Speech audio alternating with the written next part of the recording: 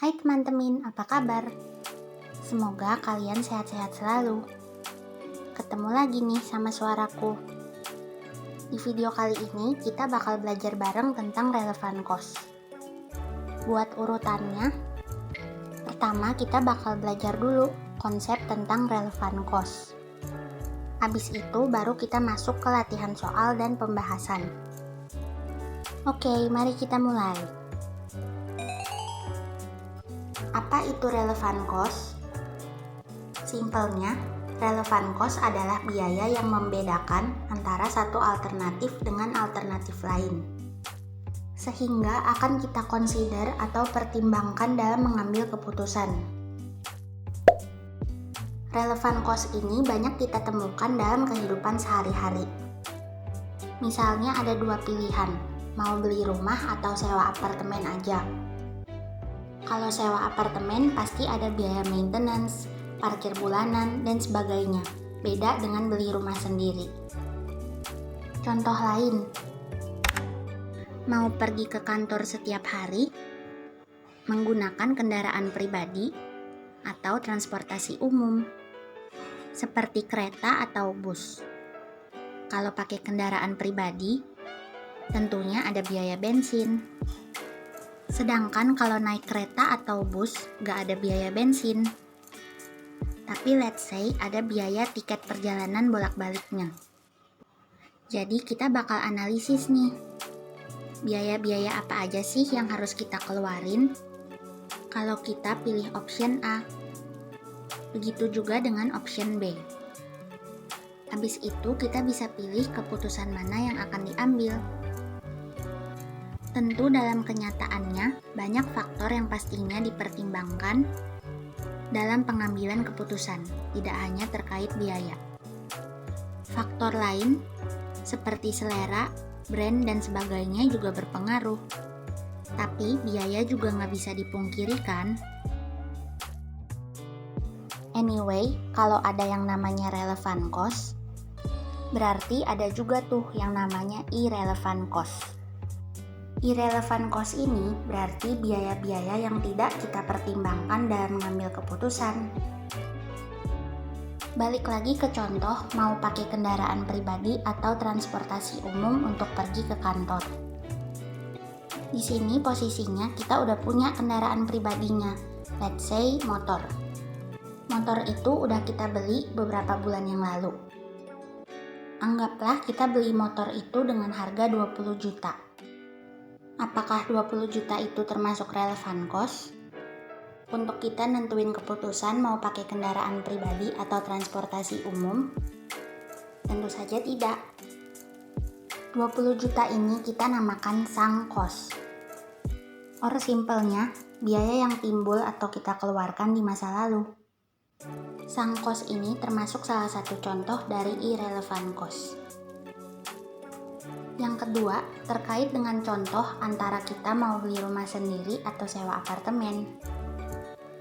Kita udah punya planning nih untuk membeli lemari pakaian baru seharga 7 juta.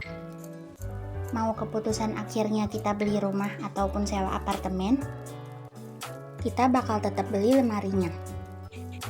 Nah, biaya beli lemari sebesar 7 juta tersebut juga termasuk irrelevant cost.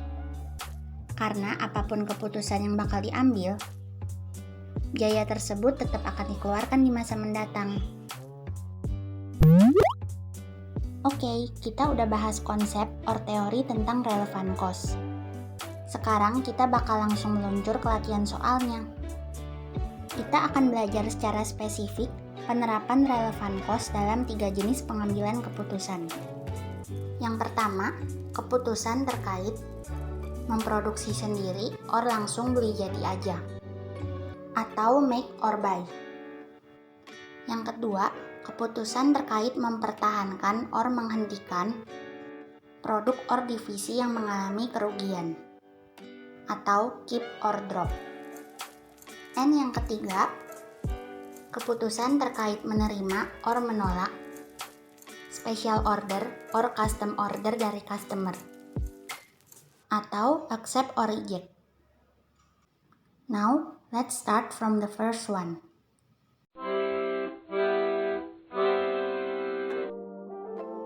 Latihan soal yang pertama, PT Suka Belanja memproduksi 120.000 unit kaos lengan pendek setiap tahunnya.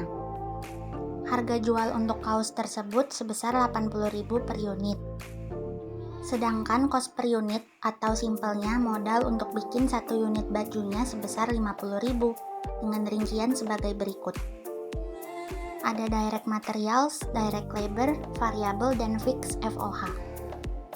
Kalau direct materials itu misalnya biaya kain untuk bikin bajunya. Kalau direct labor itu kayak upah penjahitnya. Untuk variable dan fixed FOH ada keterangannya di kotak sebelah kanan.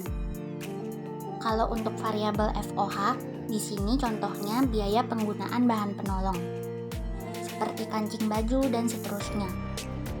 Ya, anggap aja di latihan soal kita, di setiap unit kaosnya ada 1 buah kancing untuk hiasan.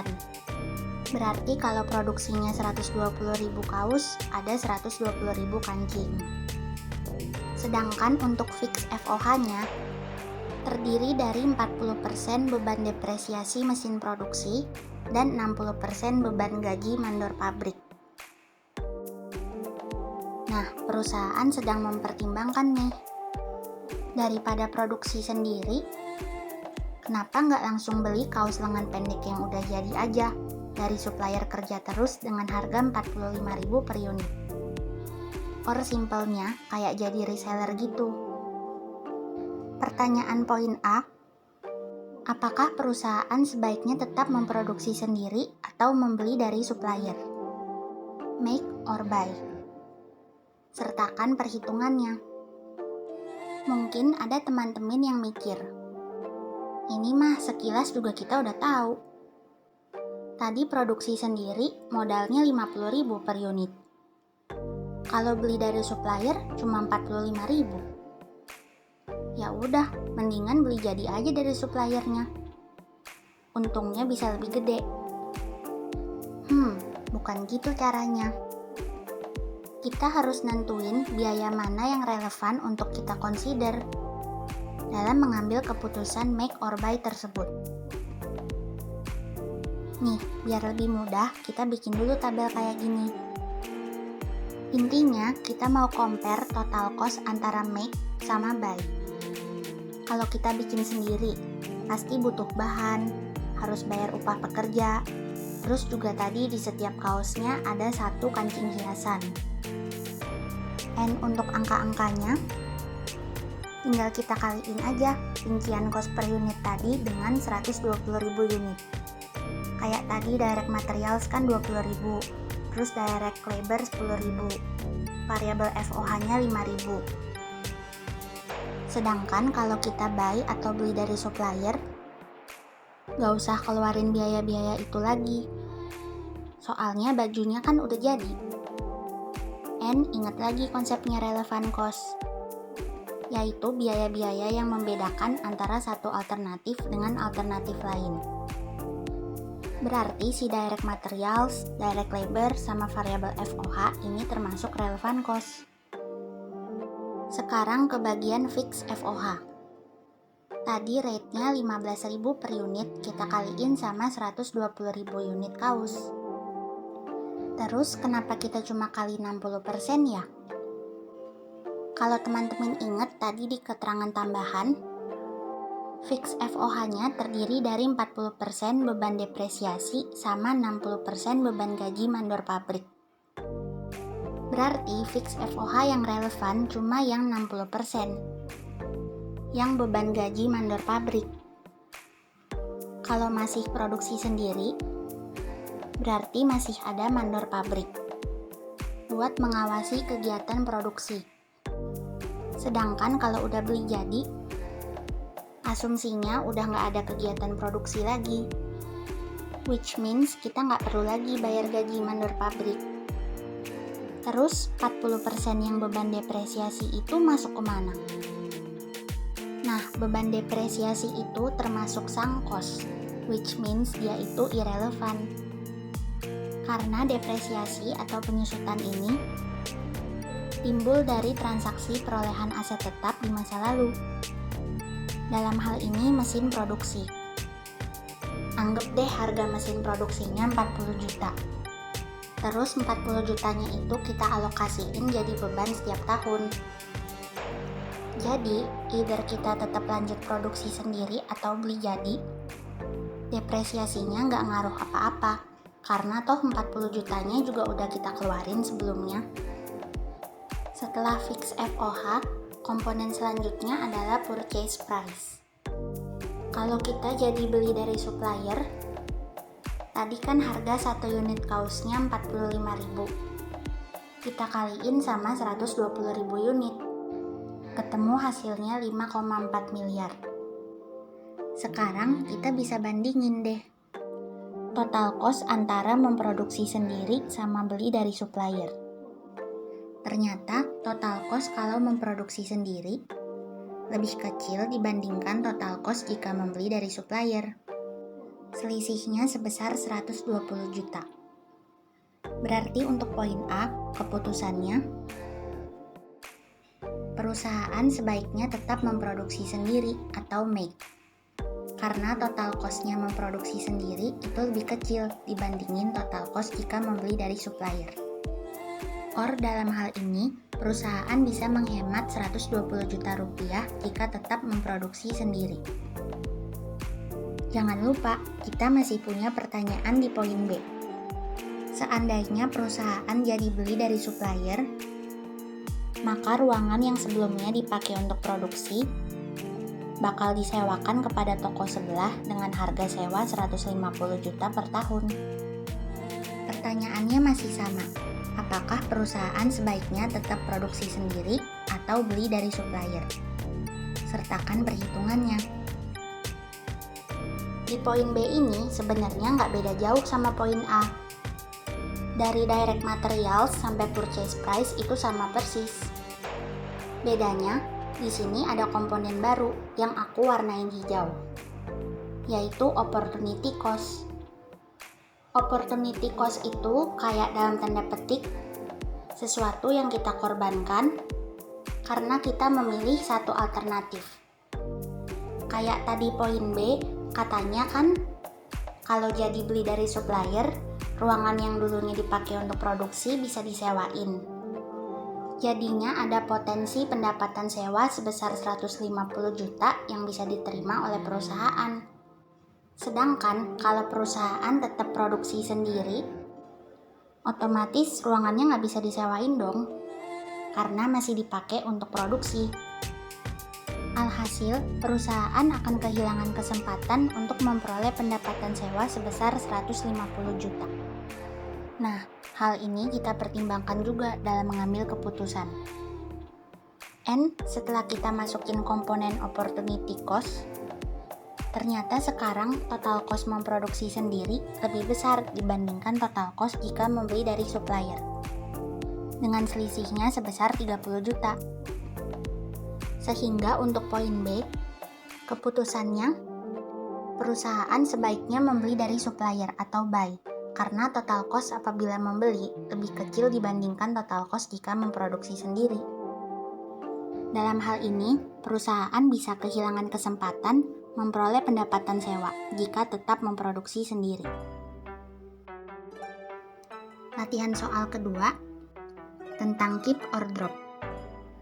PT Bikin Apapun memiliki 3 lini produk pakaian, yaitu jaket, kemeja, dan jas hujan. Adapun lini produk jas hujan mengalami kerugian selama beberapa waktu. Dan perusahaan sedang mempertimbangkan nih, apakah sebaiknya si lini produk jas hujan tetap dipertahankan atau di-keep, or dihentikan aja kegiatannya atau di-drop. Berikut adalah data terkait ketiga lini produk tersebut. Nah, di sini kita dikasih tahu data-data terkait sales, variable cost, sama fixed cost-nya juga. Sampai ketemu net operating income atau loss di bagian paling bawah. Oh iya, karena kita lebih fokus bahas tentang relevant cost, untuk yang variable cost dan fixed cost, aku nggak jelasin detail lagi ya. Takutnya jadi kepanjangan, hehehe. Kalau teman-teman mau tahu penjelasan lebih detail tentang variable cost sama fixed cost, bisa cek di playlist akuntansi manajemen, video tentang absorption costing dan variable costing. Nah, balik lagi ke sini. Kalau kita lihat secara overall atau keseluruhan, perusahaan memiliki net operating income sebesar 20 juta. Tapi pas kita breakdown per divisi atau lini produk, ternyata si lini produk jas hujan itu mengalami net operating loss sebesar 5 juta. Secara awam, mungkin kita berpikir, kalau gitu di drop aja yang lini produk jas hujan. Biar nanti net operating income perusahaan sebesar 25 juta. Yaitu dari jaket 10 juta dan dari kemeja 15 juta. Tapi bukan gitu caranya. Sekarang kita harus pisahin dulu fixed cost yang relevan dan irrelevan. Untuk misahinnya, kita pakai keterangan tambahan terkait fixed cost. Kita bakal lihat satu persatu nih. Yang pertama, salaries diperuntukkan spesifik bagi karyawan di setiap lini produk. Jika sebuah divisi atau lini produk di drop, maka para pekerjanya juga akan diberhentikan. Which means, pembayaran salaries atau gajinya juga bakal gak ada lagi. Berarti, salaries ini termasuk fixed cost yang relevan. Karena kalau sebuah divisi atau lini produk masih ada, maka masih ada pembayaran gaji atau salaries buat para pekerja di divisi tersebut. And begitu juga sebaliknya. Yang kedua, depreciation sebesar 6 juta untuk gedung pabrik dialokasikan ke 3 lini produk tersebut. Nah, kayak yang udah sempet kita pelajarin di soal pertama, depreciation itu termasuk sunk cost, which is dia itu irrelevan karena timbul dari transaksi perolehan aset tetap di masa lalu. Yang ketiga, insurance diperuntukkan untuk inventory atau persediaan di setiap lini produk. Jika sebuah divisi di drop, maka pembayaran premi asuransi di divisi tersebut juga akan dihentikan. Berarti si insurance ini juga termasuk fixed cost yang relevan. Karena kalau sebuah divisi masih ada, berarti dia kan masih berproduksi dan ada stok barangnya.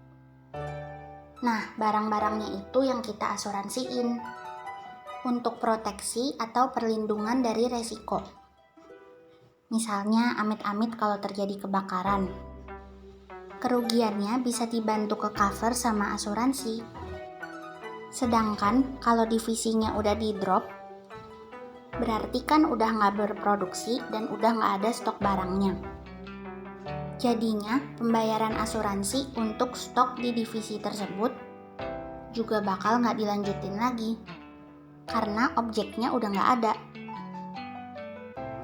Yang keempat, maintenance sebesar 10 juta untuk mesin pabrik dialokasikan ke 3 lini produk tersebut.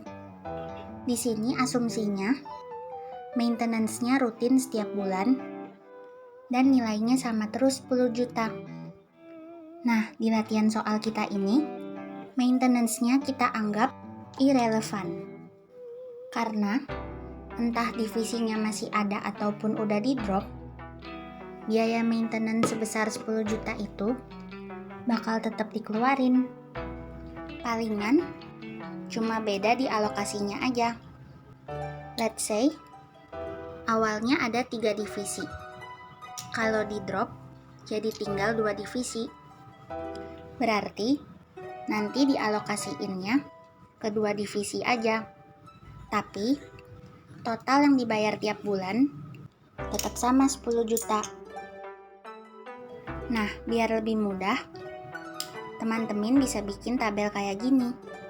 Supaya lebih jelas, pemisahan fixed cost yang relevan sama irrelevan. Or ada juga yang pakai istilah avoidable dan not avoidable. Karena pertanyaannya tentang divisi jas hujan, yang sebaiknya tetap di-keep atau drop, maka kita analisis yang dari divisi jas hujan aja. Ternyata, dari total fixed cost sebesar 20 juta yang dimiliki divisi jas hujan, yang relevan sebesar 13 juta, yaitu dari salaries dan insurance. Sedangkan 7 jutanya itu irrelevant, yaitu dari depreciation dan maintenance. Next, after kita pisahin fixed cost-nya, kita juga mau consider atau pertimbangkan dari sisi contribution margin-nya. Kalau divisi jas hujan jadi di drop, maka perusahaan bakal kehilangan contribution margin sebesar 15 juta. Angkanya bisa teman-teman lihat di tabel. Sedangkan fixed cost yang avoidable atau relevan, or simpelnya yang bisa kita hemat, kalau divisi jas hujannya di drop, hanya sebesar 13 juta.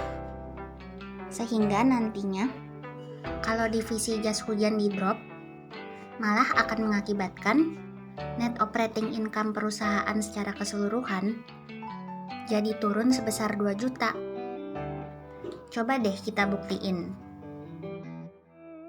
Kita bikin komparatif analisis antara keep sama drop jas hujan. Kalau kita keep, berarti masih ada penjualan sama variable and fixed cost terkait. Or simpelnya kalau kita keep, tinggal pindahin aja angka-angka dari tabel sampai ketemu net operating loss-nya 5 juta. Kalau kita drop, berarti udah nggak ada lagi dong penjualan dari lini produk jas hujan. Sehingga contribution margin-nya juga udah nggak ada lagi. Tapi meski begitu, depreciation dan maintenance tetap not avoidable atau nggak bisa dihindari. Totalnya sebesar 7 juta. Simpelnya, kalau jas hujan tetap masih ada, kita ruginya 5 juta. Tapi kalau di drop, justru kita ruginya jadi 7 juta. Karena ada fixed cost yang irrelevant tadi. Selisihnya sebesar 2 juta. Sesuai sama perhitungan kita di slide sebelumnya. Decrease in overall net operating income kalau divisi jas hujannya jadi di drop. Sehingga keputusan yang sebaiknya diambil adalah perusahaan tetap mempertahankan atau keep lini produk jas hujan. Karena fixed cost yang dapat dihemat, yaitu yang 13 juta tadi, lebih kecil daripada contribution margin yang akan hilang, yaitu 15 juta. Dan juga net operating income perusahaan secara keseluruhan akan berkurang sebesar 2 juta apabila lini produk jas hujan dihentikan atau di drop. Akhirnya nyampe juga nih di latihan soal ketiga sekaligus yang terakhir. Bertahanlah teman-teman, sebentar lagi kita akan selesai. Hehehe. Sekarang kita bakal bahas terkait accept or reject special order. PT Sinozeneca memproduksi APD medis dengan kos per unitnya sebesar 160.000 per set. Harga jual per unitnya sebesar 200.000. Adapun rincian kos per unitnya yang sebesar 160.000 tadi sebagai berikut. Ada direct materials, direct labor, variable FOH, dan fixed FOH. Perusahaan mendapat special order dari sebuah rumah sakit untuk membuat 100 set APD batik dengan harga khusus sebesar 170.000 per set. Namun, untuk memproduksi APD batik tersebut, perusahaan harus mengeluarkan biaya tambahan nih, sebesar 5.000 per unit untuk membuat logo rumah sakit di setiap set APD-nya. Dan alat-alat untuk keperluan membatik sebesar 200.000. Jadi anggapannya perusahaan itu normal bisnisnya itu memproduksi APD reguler, tapi sekarang dapat special order untuk bikin APD batik dengan rincian biaya-biaya tadi. Ada juga keterangan tambahan di bawah, di mana special order ini tidak mempengaruhi penjualan dan produksi APD reguler. serta tidak berpengaruh juga terhadap fixed overhead perusahaan karena memanfaatkan idle capacity yang masih tersedia. Or dengan kata lain, fixed overhead perusahaannya itu nggak mengalami perubahan karena kita masih berproduksi dalam range kapasitas normal or kapasitas produksinya perusahaan. Nah, idle capacity itu sendiri apa sih? Or ada juga yang bilang kapasitas nganggur. Aku pakai ilustrasi singkat nih. Misalnya, kalau berdasarkan hari kerja normal and proporsi tenaga kerja yang udah diperhitungkan, kita bisa produksi sebanyak 5.000 unit. Tapi di masa pandemi kayak sekarang, terus penjualannya juga menurun, kita cuma produksi 4.800 unit aja. Nah, 200 unit yang selisih dari 5.000 unit sama 4.800 unit itu namanya idle capacity atau kapasitas nganggur. And kaitannya dengan latihan soal kita, kalau idle capacity kita mencukupi untuk kerjain special ordernya, let's say kita punya idle 200 and special ordernya 100 unit. Fixed overhead gak akan mengalami perubahan karena dibebaninnya berdasarkan kapasitas normal or berdasarkan 5.000 unit. Kayak contoh kita di awal. Sorry nih, jadi panjang lebar jelasin idle capacity. Langsung balik lagi ke soalnya deh. Apakah special order itu sebaiknya diterima atau ditolak oleh perusahaan? Sertakan perhitungannya. Prinsipnya sederhana. Kalau special order tersebut bisa memberikan incremental income atau tambahan keuntungan buat perusahaan, maka special order tersebut akan diterima. Buat cari incremental income, kita bandingin incremental revenue dengan incremental cost yang dikeluarin. Oh iya, kita fokusnya ke special order aja ya, bukan menghitung revenue dan cost perusahaan secara keseluruhan. Pertama, kita lihat dulu dari incremental revenue. Kita kaliin 100 set APD batik yang special order tadi dengan harga khusus yang udah ditentuin, yaitu 170.000. Ketemu hasilnya 17 juta. Berikutnya, kita kurangi dengan incremental cost yang bersifat variabel dan juga fix. Untuk bikin special order itu, pastinya ada komponen, direct materials, direct labor, sama FOH variabel. And jangan lupa juga, ada biaya untuk bikin logo rumah sakit di setiap set APD-nya. Nilainya 500.000 dari 100 set dikali 5.000. Sehingga ketemu incremental cost kita yang variabel sebesar 13.500.000. And kita juga harus keluarin biaya untuk beli peralatan membatiknya sebesar 200.000. Kita taruh di bagian fixed cost dengan keterangan purchase of special equipment. Oh iya, untuk keterangan kayak purchase of special equipment, modification hospital's logo, itu bebas teman-teman. Untuk kalimatnya, gak harus saklek kayak gini. Teman-teman boleh juga kok pakai kalimat lain. Nah, balik lagi ke sini. Total incremental cost kita untuk bikin special order itu sebesar 13.700.000. Terdiri dari incremental variable cost sebesar 13.500.000 dan incremental fixed cost sebesar 200.000. Ternyata setelah kita hitung, special order itu bisa menghasilkan incremental income atau memberikan tambahan keuntungan sebesar 3.300.000. Sehingga keputusan yang sebaiknya dibuat perusahaan adalah menerima atau accept special order tersebut. karena dapat meningkatkan net operating income perusahaan sebesar Rp3.300.000. Yeay, finally kita udah selesai nih teman-teman. Kita udah bahas relevan cost terkait 3 jenis pengambilan keputusan. Thanks banget buat teman-teman yang udah ikut belajar bareng dari awal sampai akhir. Semoga video ini bisa bermanfaat buat teman-teman.